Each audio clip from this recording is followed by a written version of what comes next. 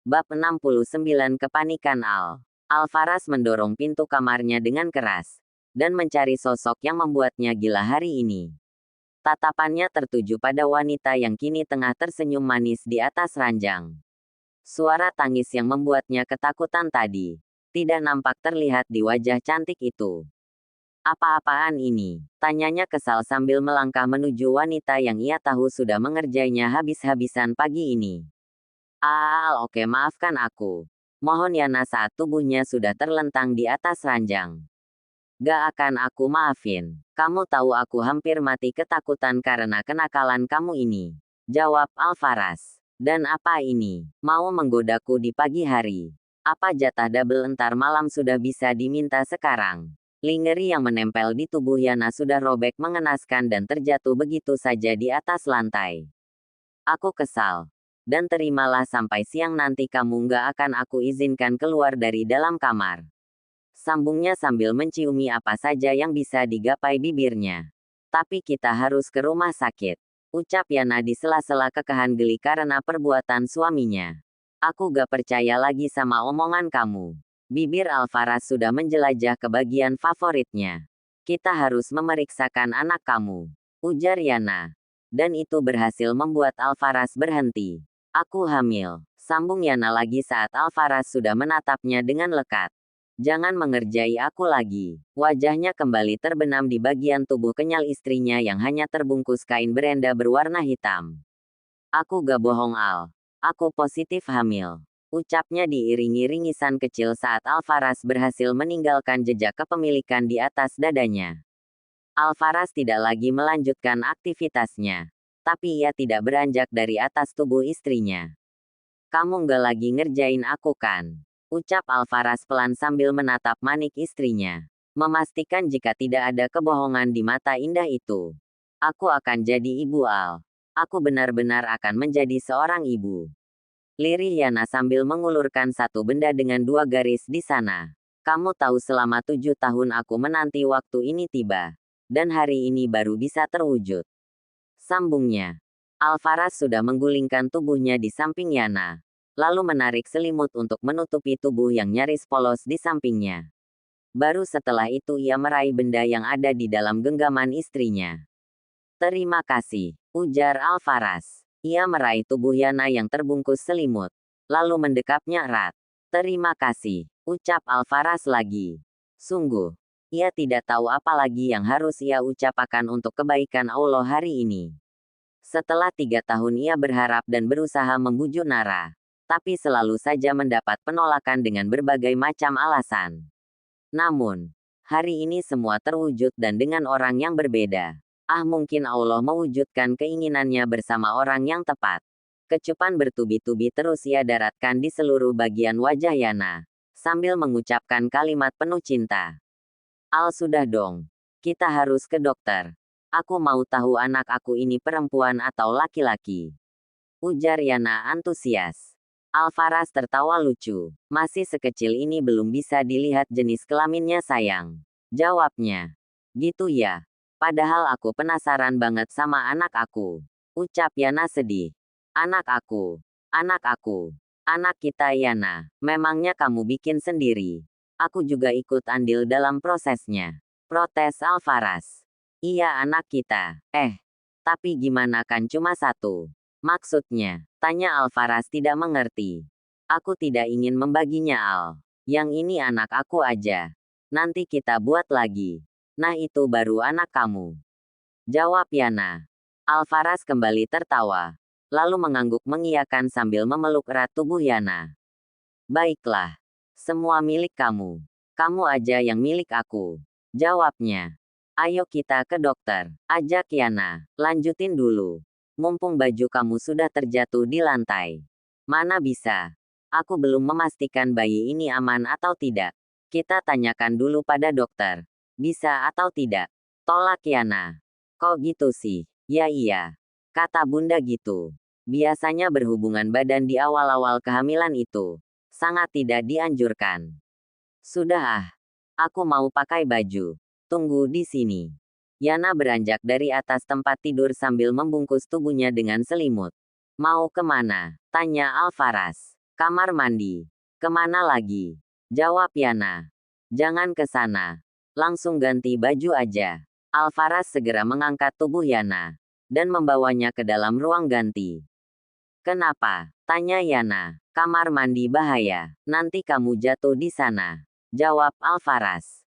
Yana menatap heran wajah Alvaras saat tubuhnya sudah terduduk di atas meja di dalam ruang ganti. Aku nonton di drama begitu. Banyak yang keguguran karena jatuh di dalam kamar mandi. Ujar Alvaras menjelaskan sambil melangkah menuju lemari pakaian. Yana sontak tertawa terbahak-bahak. Itu cuma akal-akalan dari penulis skenario Al. Ya ampun kamu lucu banget sih. Ucapnya sambil tertawa lucu. Tanggung jawab ya. Tanggung jawab apa? Tanya Alvaras sambil membawa satu buah dress yang baru saja ia ambil dari dalam lemari. Tanggung jawab kalau aku semakin cinta. Jawab Yana lalu kembali tertawa. Berhenti tertawa. Satu kecupan mendarat di bibir Yana. Dan lelaki yang baru saja mengecup bibir istrinya itu kembali melanjutkan apa yang ia lakukan. Setelah satu dress panjang yang terlihat begitu cantik di tubuh Yana sudah terpasang rapi, Alvaras segera membawa istrinya keluar dari dalam kamar. Tujuan mereka hari ini adalah dokter kandungan. Ada banyak hal yang harus Alvaras rencanakan. Dan itu harus ia bahas dengan dokter terlebih dahulu. Prang. Barang yang ada di atas meja rias jatuh berhamburan bersamaan dengan kaca yang hancur karena hantaman ponsel mahal milik Nara. Kamar mewah di sebuah apartemen tidak lagi berbentuk. Semua barang-barang yang ada di sana sudah berhamburan di atas lantai. Kaca yang menempel di meja rias sudah pecah. Dan beling ikut berserakan di atas lantai kamar. Nara masih terus meraung histeris. Tatapan tajam dan menusuk Alvaras tadi semakin menambah daftar luka yang sejak dulu sudah tergores di dalam hatinya. Benar kata Mama. Mereka keluarga yang sangat jahat Ma. Mereka jahat padaku hari ini. Suara tangisan masih terus menggema di dalam kamar.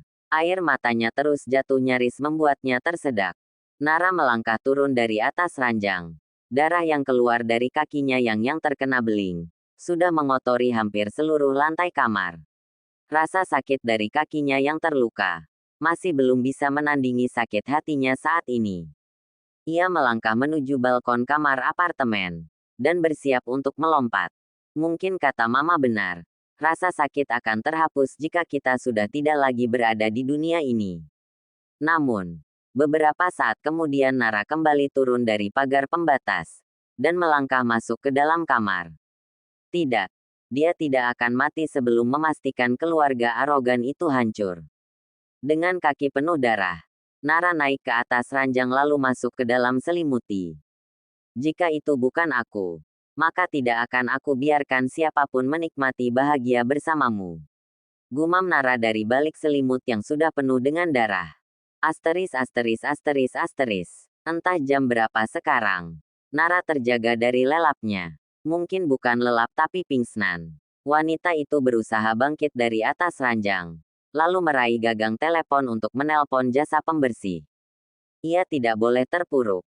Saat ini tidak ada yang bisa ia andalkan selain dirinya sendiri. Begitulah yang ada di dalam pikirannya saat ini. Nara melangkah menuju kamar mandi. Lalu membersihkan luka yang ada di telapak kakinya. Beruntung ada persediaan obat di dalam kamar mandi mewah itu. Dengan perlahan dia mulai mengobati satu persatu luka yang tertusuk beling, lalu menutupnya dengan plester. Ah sial, teriaknya saat perih begitu terasa di telapak kakinya. Setelah semua sudah siap, Nara mulai mempersiapkan diri untuk menyusun rencana hidupnya ke depan. 140, Bab 138 Season 2. Enggak apa-apa kamu pakai dress yang panjang. Tanya Farah lagi. Enggak apa-apa Bun. Itu aja biar samaan sama Bunda. Jawab Yana. Kalau nggak nyaman pilih aja yang seperti bisa nak.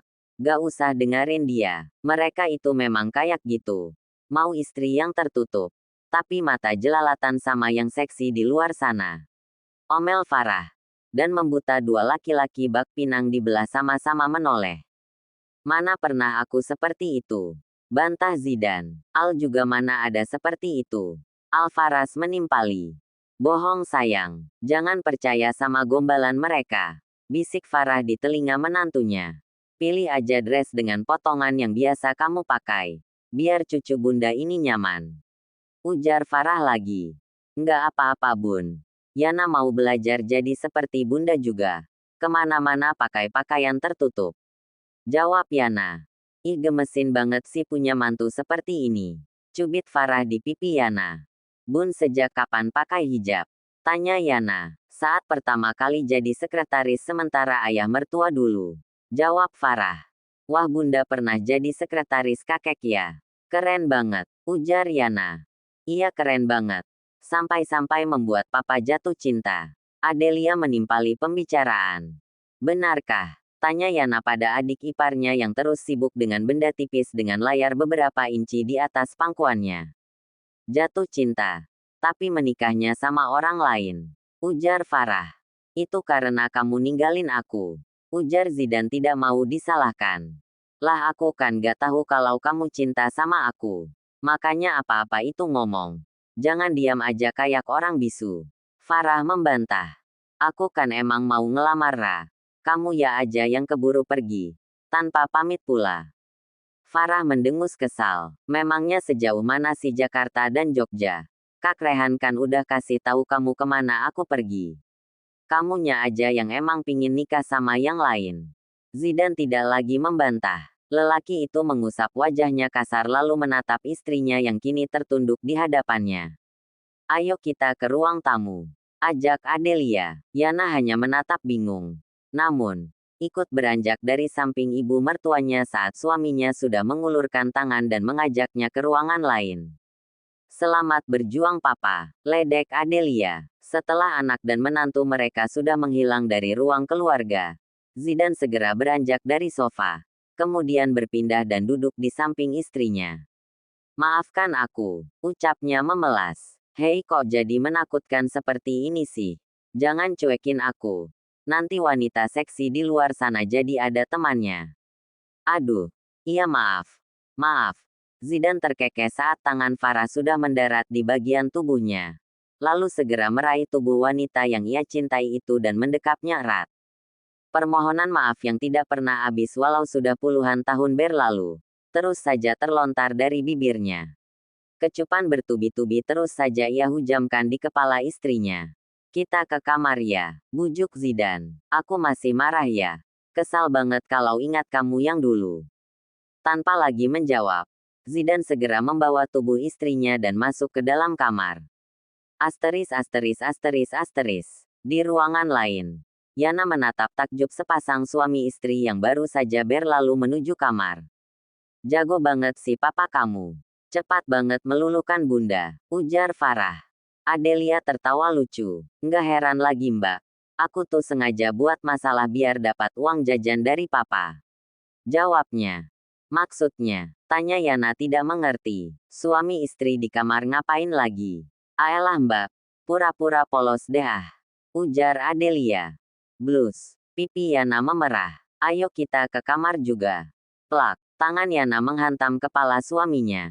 Satu keluarga gak ada yang benar. Gumam Yana. Tapi masih bisa terdengar dengan jelas. Dan itu membuat Adelia terbahak. BTW selamat ya atas kehamilannya. Semoga sehat sampai keponakan aku lahir ke dunia.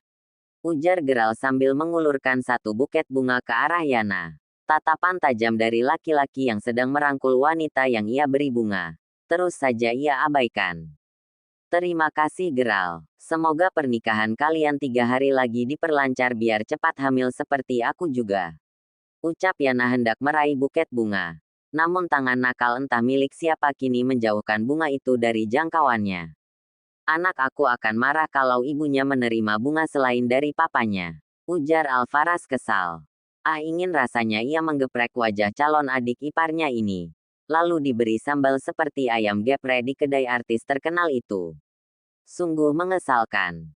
Itu bunganya indah loh sayang. Dan anak kamu mau menerima bunga itu. Protes Yana. Enggak. Nanti aku beliin bunga yang lebih indah. Tidak. Kita akan pergi ke rumah ibu malam nanti. Kita beli bunga di sana. Ujar Alvaras tetap kekeh tidak ingin menerima bunga pemberian Geral. Tapi anak kamu maunya pemberian Geral. Gimana dong? Ayo kita masuk kamar, ajak Alvaras sambil beranjak dari sofa yang ada di ruang keluarga. Kamu harus istirahat, ucapnya lagi. Tapi, oke kita ke kamar. Turunkan aku, pinta Yana. Namun, lelaki yang semakin aneh dan gila tidak peduli dengan permintaannya, dan terus melangkah menuju kamar mereka. Dua orang yang ada di ruangan tempat mereka berada tadi hanya bisa menatap kepergian mereka dengan ekspresi berbeda. Adelia terkesan biasa aja, sedangkan Gerald menatap sepasang suami istri itu dengan tatapan takjub. Nanti setelah nikah, kita akan seperti itu juga, ujar Gerald. Jangan aneh seperti kakak dan papa aku. Awas aja, ucap Adelia memperingati. Gerald tertawa lucu. Tapi benar sih, Alvaras itu mirip banget sama papa, ujar Gerald. Wajah Kakal mirip bunda, tapi sifatnya emang mirip banget sama papa, jawab Adelia. Tapi kamu dapat bunga dari mana? Perasaan tadi kesini gak bawa bunga deh, tanya Adelia heran. Tadi aku tinggal di sini, kamunya aja yang gak lihat. Oh iya, ini buat kamu aja. Tadi ditolak sama kakak ipar kamu. Gerald mengulurkan buket bunga ke arah calon istrinya. Ogah, aku ini original ya. Masa ia nerima pemberian bekas orang lain? Bunga ini emang buat kamu. Suka aja lihat wajah kesal kakak kamu saat cemburu. Adelia menatap calon suaminya tidak percaya. Nih lihat, Gerald menunjukkan kartu kecil yang tergantung di buket bunga. Untuk calon istri, Gerald membaca 3 kata yang tertulis di atas kartu itu. Ya udah sini. Adelia menerima bunga itu. Aku mau pulang. Mau pamitan sama bunda dan papa, kamu takut ganggu, ujar Gerald terkekeh. Buang pikiran mesum kamu itu, ucap Adelia tidak terpengaruh dengan arah pembicaraan calon suaminya. Gerald kembali tertawa gemas dengan tingkah calon istrinya. Sampai ketemu 3 hari lagi. Gerald mengusap lembut kepala Adelia. Adelia tersenyum, lalu mengangguk. Keduanya lantas melangkah menuju pintu depan. Yakin gak mau aku temanin tidur? Pulang. Baiklah, aku pulang. Selamat malam calon istri. Gerald melangkah menuju mobil mewahnya yang terparkir di pelataran rumah. Adelia menatap kepergian Gerald dengan hati yang entah mengapa tiba-tiba berdebar.